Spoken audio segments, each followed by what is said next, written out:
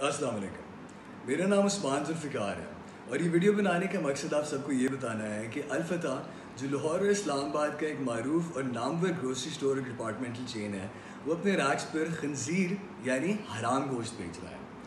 Recently जब उनके corona positive employees की हकीकत छुपाने की खबर मैंने सुनी तो एक मुसलमान होने के नाते और एक इस्लामी शहरी होने के नाते मैंने अपना ये फ़र्ज़ समझा कि इनकी गैर ज़िम्मेदाराना और इस्लामी असूलों के मुनाफिक बेहिस प्रैक्टिसेस को बेनकाब करूँ।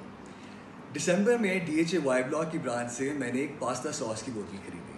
मामूल के मुताबिक मैं घर गया, अपना खाना तैयार किया और खाया। पहला लुकमा लेते ही एक ऐसी खटास महसूस मुझे हुई जिसकी वजह से मुझे फ़ौरन उल्टी आ गई। इनके जब मैंने इंग्रेडिएंट्स लेबल पढ़ा तो उसमें पोर्क यानी खंजीर का गोश्त भी शामिल था। अमेरिका में 14 साल गुजारने के बावजूद मैंने ज़िंदगी में पहली दफ़ा पाकिस्तान में जिधर खंजीर का गोश्त हराम है हमारे दीन के मुताबिक, मैंने खंजीर का गोश्त खाया। क्यों? क्योंकि मैंने अल-फतह जैसी नामवर ऑर्गेनाइजेशन पे ट्रस्ट किया और लेबल नहीं पढ़ा। ये सॉस की बोतल है, Ragu meat creations sweet Italian sausage and cheese. इसके अगर आप लेबल को, इंग्रेडिएंट लेबल को देखें तो यहाँ क्लियरली लिखा हुआ है पोर्क यानी खंजीर, सुअर, हराम गोश्त। इसी को आपकी रिसीट में शेयर करता हूँ। ये अल-फतह की इसी परचेस की रिसीट है। इस पे आप देखें same product, Ragu sauce sweet Italian sausage and cheese. इसके साथ में आपको, इसके बाद मैंने जाके ये सोचा कि अल-फतह जैसी ऑर्गेनाइजेशन ऐसा कैसे कर सकती है, इतनी लापरवाही तो आप एक्सपेक्ट नहीं कर सकते। तो मैं स्टोर फिर गया और मैंने उसकी वीडियो बनाई, नीचे जाते हुए उनकी प्रोडक्ट लेन लेते हुए और उनका साइन बोर्ड भी कैप्चर किया। वो मैं आपके साथ शेयर करता हूँ।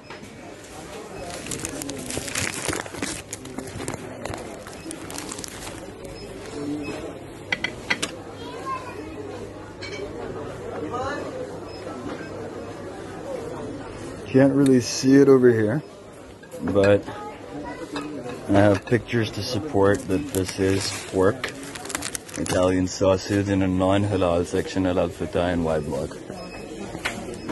I mean at a halal section. My bad.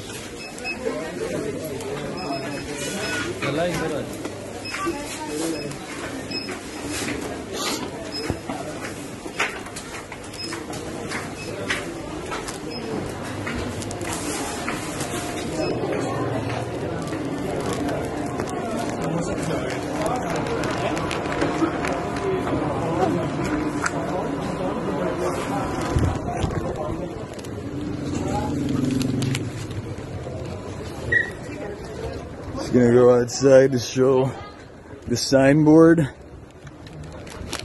ये लाहौर Y Block DHA का अल-फतह, as you can see. Lahore की एक नहीं बल्कि गुलबर्ग से डिफेंस तक कई लोकल और मेन ब्रांचेस में मौजूद था, जिसके केसेस अल्लाह जाने कितने लोग और मेरी तरह अनजाने में खंजीर हराम गोश्त खा चुके होंगे। एक मुसलमान होने के नाते मैंने अपनी रिस्पॉन्सिबिलिटी समझी कि इस पर एक इनिशिएटिव लिया जाए और मैंने अल-फतह को एक लीगल नोटिस भिजवाया। उस लीगल नोटिस की जवाब मुझे ये आया कि ये कस्टमर की रिस्पॉन्सिबिलिटी है कि ख़रीदो फरोख्त करने से पहले लेबल पढ़ें। अगर कस्टमर की रिस्पॉन्सिबिलिटी लेबल पढ़ना है तो इतने बड़े बड़े स्टोर्स खोल के क्या ये आपकी रिस्पॉन्सिबिलिटी नहीं है कि इस्लामिक रिपब्लिक ऑफ पाकिस्तान में जहाँ खंजीर का गोश्त हराम है आप अपने मासेस को ना बेचें? इस नोटिस के बाद मेरे घर आए इनके ऑपरेशंस हेडक्वार्टर्स के जवाद तैयब साहब, जो अपना कार्ड भी छोड़ के गए। इन्होंने मुझे मनाने की कोशिश की कि मैं अपना लीगल नोटिस वापस लूँ और मुझे साथ में ये भी धमकाया गया कि अगर ये प्रोसीडिंग्स आगे चली तो मेरे पे डेफेमेशन की प्रोसीडिंग्स हो सकती हैं, जो एक बहुत ही हैरान कुन बात है कि बजाय इस बात का एतराफ़ किया जाए, ना ही तो सिर्फ इनकार किया जा रहा है बल्कि इस बात का सारा ओनस मेरे पे डाला जा रहा है कि ये मेरी रिस्पॉन्सिबिलिटी है। मेरी आप सबसे गुजारिश है कि इस वीडियो को ज़्यादा से ज़्यादा शेयर करें ताकि अल-फतह जैसी बड़ी ऑर्गेनाइजेशंस आम आदमी के इस्लामी अखलाकों की और असूलों की धज्जियाँ न उड़ाते जाएँ।